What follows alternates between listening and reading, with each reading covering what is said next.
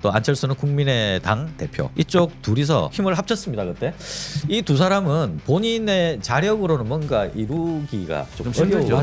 어려운 캐릭터들이고. 그리고 한동훈, 유승민, 안철수 이쪽 네. 두 쪽인 것 같아요. 두 쪽으로 나눠진 것 같아요. 공통점이 있고요. 네. 그리고 각각의 정치적 이해관계가 일치해요. 네. 한동훈은 친의 정치인으로서 보수에 자기가 입지를 확립해야 되고요.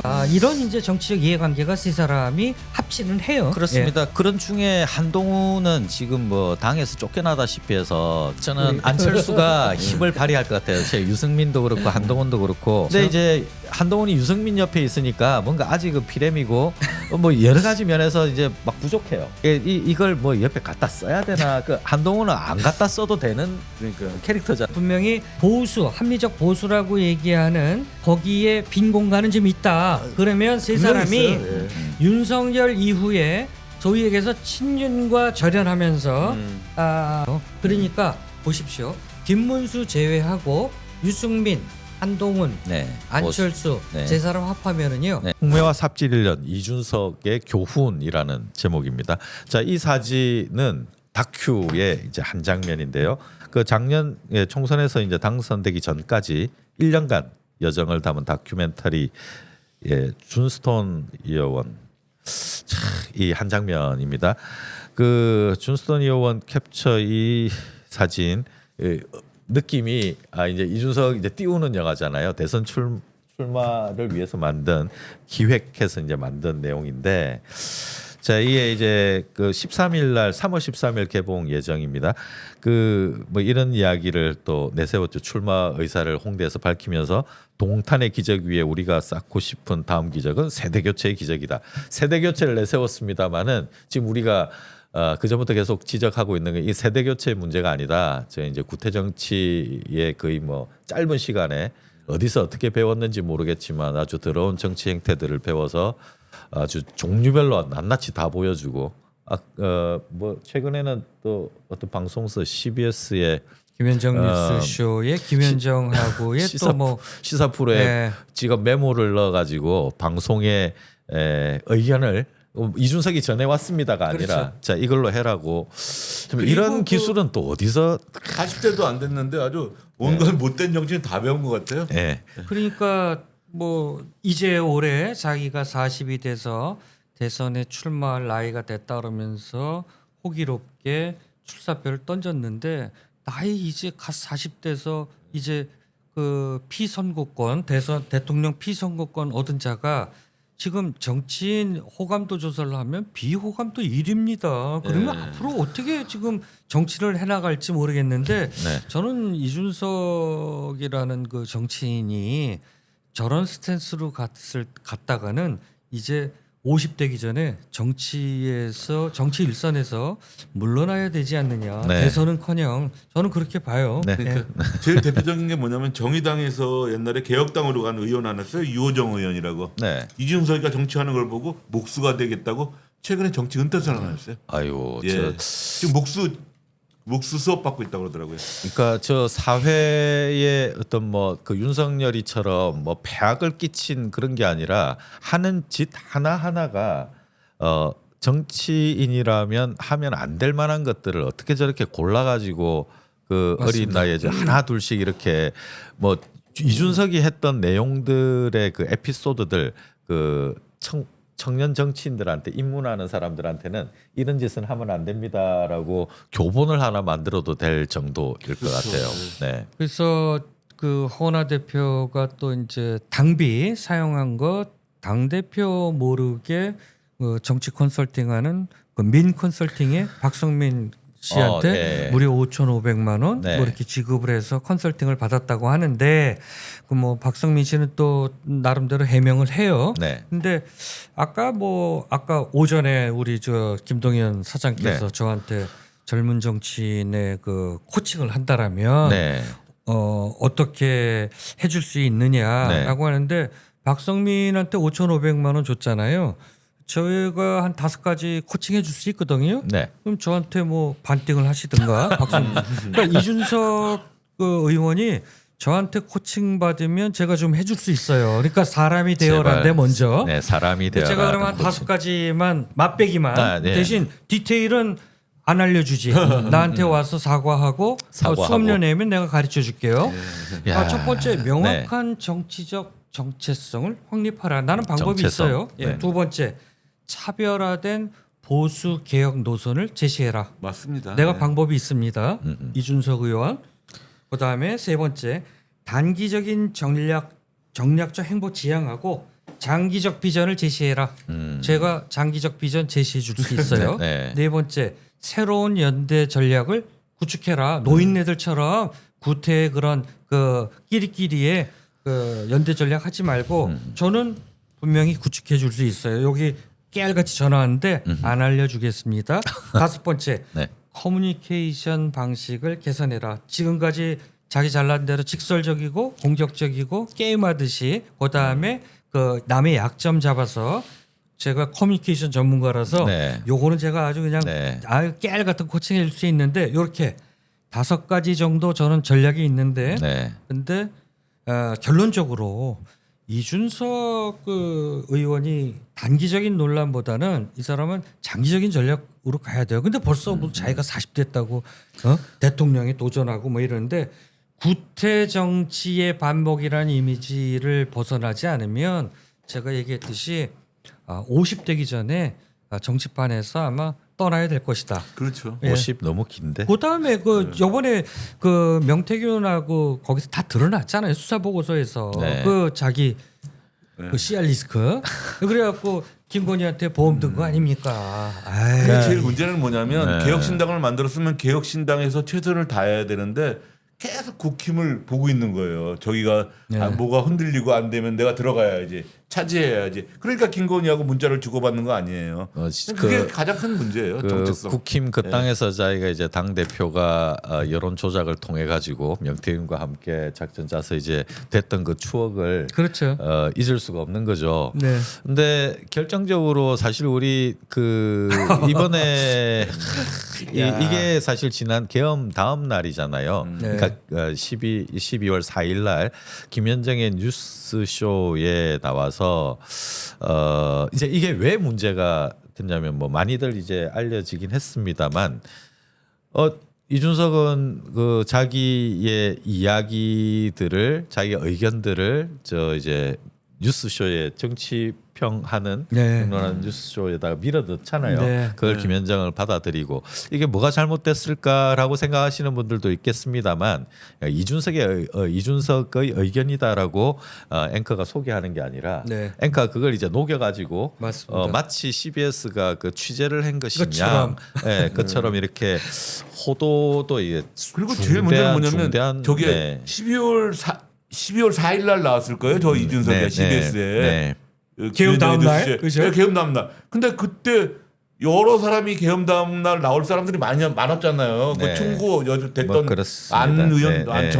안기령도 있었고 그런데 이준석이는 계엄 그날 욕한 거밖에 없어. 욕하고 경찰 앞에서. 그래가지고 국회 들어가지도 못했고 네, 그런데 쇼. 굳이 저 쇼에 이준석을 불렀어야 되느냐. 그때부터 사람들이 많은 의문점을 갖게 되는 거죠. 네. 예. 사실 그 저기 김현정 그 뉴스 쇼가 그 CBS 간판 프로고 해서 뭐 시청률도 높고 이제 하긴 했습니다만은 지금 김현정 씨가 지금 휴가 중이지 않습니까? 그 많이 지금 마음고생을 좀 많이 하고 있는 것 같아요. 저것뿐만 아니라 이제 편파 보도 문제라든가 공정성 시비라든가 이제 이런 문제 때문에 언론 기능이 지금 많이 훼손됐다 이제 이런 지적을 받으면서 뭐 지금 뭐 그러고 있습니다. 진짜 차라리 TV조선이나 네. 채널 A처럼 나는 보수야 이러면 차라리 낫다라는 그렇죠. 거죠. 근데 김현정 앵커는 뭐가 문제냐면 진보라고 생각하잖아요. 진보의 말하면. 탈을 쓴 보수보다 더한 보수 짓을 했다. 이래서 욕을 먹는 건데 오죽하면 이재명 대표가 이 이슈 나왔을 때 그 김현정 잘못됐다고 잘못됐다고 예. 얘기를 하잖아요. 한해 맺힌 게 얼마나 많았으면 그랬겠냐라는 거죠. 그러니까 네. 심지어는 저희 기자들 사이에서 이런 그 내기도 했어요. 다음 총선 때 김현정 앵커가 국힘 공천을 받는다. 오죽하면 기자들 간에 이런 내기를 농담 삼아 할 정도로 네. 해도 너무했죠. 그러니까 차라리 나는 보수다라고 해서 했으면 좋은데 근데 문제는 CBS의 간판 프로 아닙니까? 네. 그러니까 이 CBS 제작진의 파워가 CBS 내에서 아주 하늘 찌르냅니다. 네. 그러다 보니까 아무도 말리지를 못한 겁니다. 무소불위네요. 무소불위의 권력이 있는 것 같아요. 그 뭐 다른 이제 매체의 이제 뭐 진행자와 얽힌 이야기입니다만은 저게 이제 그 이준석의 그 하는 여러 가지 그 좀 좋지 못한 행태들 중에 이제 하나입니다. 예. 되게 미디어를 대하는 태도 그리고 뉴스토마토와 함께 이야기를 나누다가 사실 그때 9월 5일 날 그 기사가 터져 나오는 그렇죠. 결정적인 계기를 이준석이 이제 제공을 했는데 이준석은 나름대로 어떻게 하면 기자가 뭘 터뜨리겠다 이런 계산 속이 있어가지고 그걸 자랑삼아 그랬죠. 여기거든요. 자, 그러니까 이제 기자를 좀 판 위에서 좀 갖고 논다라는 그런 좀 우월 의식이 있는 것 같아요.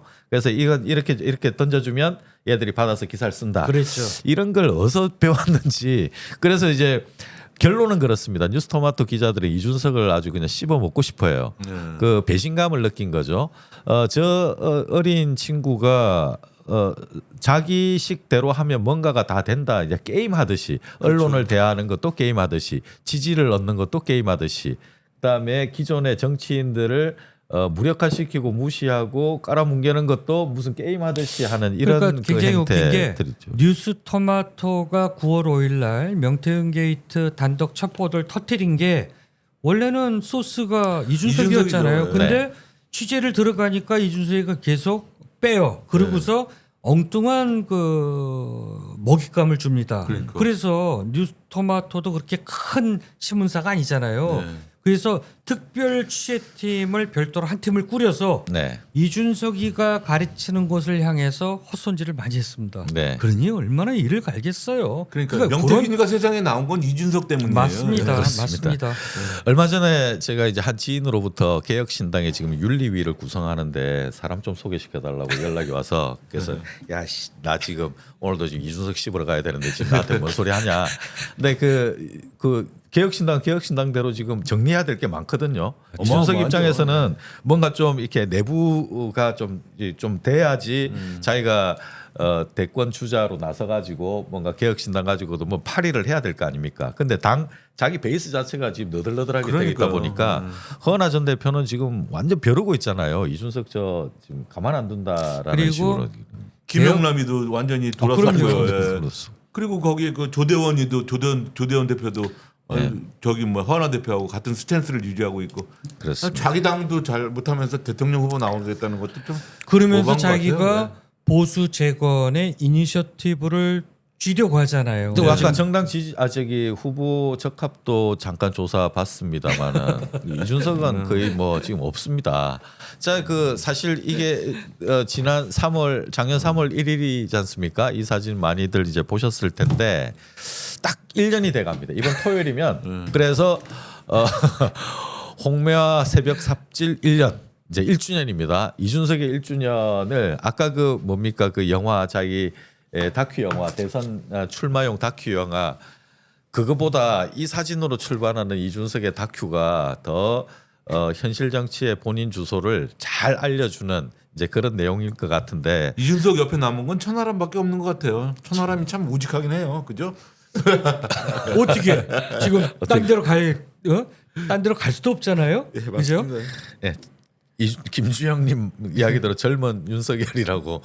아니 그러니까 허은하 대표가 그렇잖아요. 자기가 이제 이준석이 윤석열한테 당했던 것처럼 어디서 그걸 배워가지고 자기를 마치 윤석열인 양 허은하를 그렇게 아유 코 파는 저 사진을 보고서는 그 명태균이 이제 찍은 사진이잖아요. 저게. 저게 근데 두 사람은 네. 사진 찍힌 거 모르고 열심히 코 파고 삽질했는데 네. 요 앞에 밤이잖아요. 네. 자동차 헤드라이트 전조등을 켜놓은 겁니다. 네, 켜놓으니까. 전조등이 켜져 있으면 시동 소리가 부릉부릉 나잖아요. 네. 그 야밤에. 그러니까 일반적으로 휴대폰 찍을 때 찰칵 소리도 못 들은 거죠. 그러니까 명태균이 대단한 사람입니다. 지금 보면 시동 켜놓고 라이트 키니까 소리도 안 들리고 조명도 좋고 네. 그 두 사람은 모르고 그냥 열심히 홍매학 뭐 이준석이 대통령 되는 줄 알고 뭐 지금 신나하고 이럴 때입니다. 예, 지금 그 사실 1월 들어서 그 나라 전체가 그 윤석열 탄핵 심판 문제로 뭐 피가 끓기도 하고 사실 거리로 나가서 계속 그 추운 겨울에 집회를 진행하기도 하고 한데 이준석의 이제 계산은 내가 지금 나이가 차서 이게 나갈 수 있냐 마냐 이제 그런 계산을 때렸잖아요. 예. 계산 때리면서 이제 나갈 수 있겠다 싶어서 이제 지금 하고 있는. 그래서 이런 모습을 보면서 이제 이준석의 청년 정치라고 하는 게 지금 이 계엄 정국, 계엄 탄핵 정국에서 이준석이 이제 소멸돼가는 모습을 지금 보고 있잖아요. 네. 본 모습이 막 드러나고 있는 네, 겁니다. 맞습니다. 예, 이래서 지금 20대, 30대 그 남성, 여성 그 청년들의 그 위치와 존재감이 되게 중요한 상황이 됐습니다. 정치적으로 보나 사회적으로 보나 근데 이준석을 이렇게 보고 있으면 저 사람은 정말 20대 30대의 그런 분위기하고는 너무 다르다. 그렇죠. 너무 다르다. 그래서 청년 정치의 대명사로 우리 뭐 이제 이준석을 보는 시선은 이제 사라졌다. 뭐 저는 이렇게 평가를 하겠습니다. 아니 뭐 차라리 정치적인 감각이라든가 정치적인 식견 이런 거는 차라리 저희가 그 피지컬 에이지는 아니지만 물리적인 나이는 아니 오히려 우리가 이준석보다 젊은 정치를 코칭할 수 있을 것 같아요. 그러니까 저 애늙은이라고 그러죠. 우리가 흔히 그렇습니다. 뭐 완전히 뭐 맛이 간 네, 집회 현장에서 못된 것만 다 그 배운 단상에 거죠. 올라가서 그 어떤 의견을 피력하는 그 젊은 청년들 굉장히 그 똑소리 나는 사람들이 많지 않습니까? 네. 그렇죠. 예, 굉장히 많아요. 그 이제 실력 있고 의지 있고 투지가 있는 그런 분들이 많이 이렇게 보이고 해서 청년 정치가 분명히 있긴 있다. 근데 최소한 이준석 같은 그런 적은 아니다. 한때 라는 이제 생각을 펜코에서 이준석이가 이제 팬덤 어떤 현상을 일으켰죠. 네. 이대남들의 어떤 하나의 좌표로서 우상으로서 이준석이가 그 덕을 많이 봤는데 네. 그런 와중에서 여성 혐오라든가 그러니까 젠더 갈등, 네. 갈라치기, 세대 네. 포위론 뭐 이런 걸로 해서 정말 하지는 말아야 해서는 안 될 구태 정치에 그거보다 더한 구태를 예. 이준석이가 했던 겁니다. 꼰대 정치를 한 거예요. 꼰대 정치를. 자, 갈라치기의 최고봉 지금 희대의 악마로 지금 우뚝 선 윤석열 이야기로 넘어가 보겠습니다. 정치와 시사 토론 전문가들 한자리에 재미와 함께 진지 색다른 시선으로 심도 있는 재미 놓치면 안